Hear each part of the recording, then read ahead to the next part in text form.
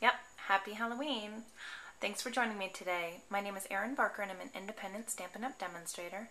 And in today's video tutorial, I'm going to show you how quick and easy it is to make one of these banners using burlap. This is on the other side. This one says Wicked.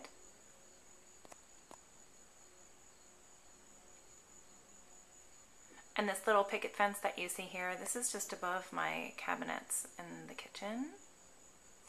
I'd love to decorate for Halloween. It is my favorite holiday. The supplies you will need for this project are the Big Shot Perfect Pennant die for the banner. You can use cardstock or any other fabric you choose. I've used burlap for mine. It cuts through fabric beautifully.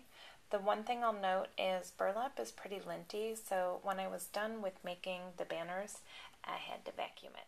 You'll also need an alphabet die. Here I'm using the alphabet typeset that's in the current catalog, and a sheet of acetate.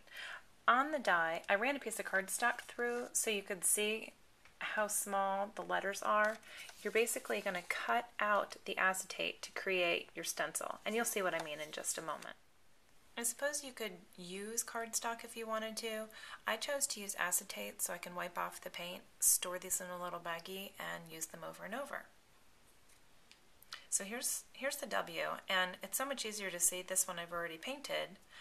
It's a lot easier to tell where you're placing the acetate or where you're placing the stencil onto the burlap because you can see that outline of the paint. The lighting comes in handy because I kind of look back and forth at the glare so I can tell exactly where the stencil is lying. So I don't know if you can see that, but here is the letter C. One other tip, the first banner that I made for the one upstairs, I did Wicked, and I don't know if you can tell, but I'm showing you, and for me the camera's upside down, but basically that K is upside down, and I didn't notice it until I was done, so don't do that. Like I mentioned, it's harder to see the acetate because it's clear, so double check, flip it over, make sure it's right side up before you paint your burlap. Just a little tip. So basically all I did here was just squirted some black acrylic paint onto a sheet of wax paper. I have some paint on my fingers, but washes right off. This is really not a bad project. It's not a messy one at all, but I'm just using a small paintbrush and holding the stencil down with my fingers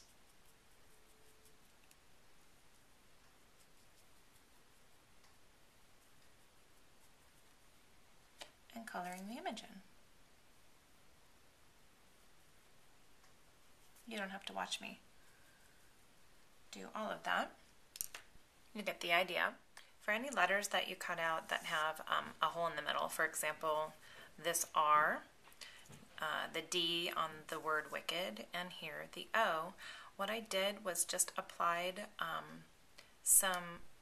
that's the outline, some mono adhesive to the underneath part and stuck it on the burlap, the negative image that cuts out. And there you have it. Your last step is to hang your ribbon in order to hang your banner. So you're just going to flip over your pennant, and I'm using our new silicone craft sheet. This is a 6x6 craft sheet. It's sold in the Holiday Mini catalog, and I love it. It's perfect for this.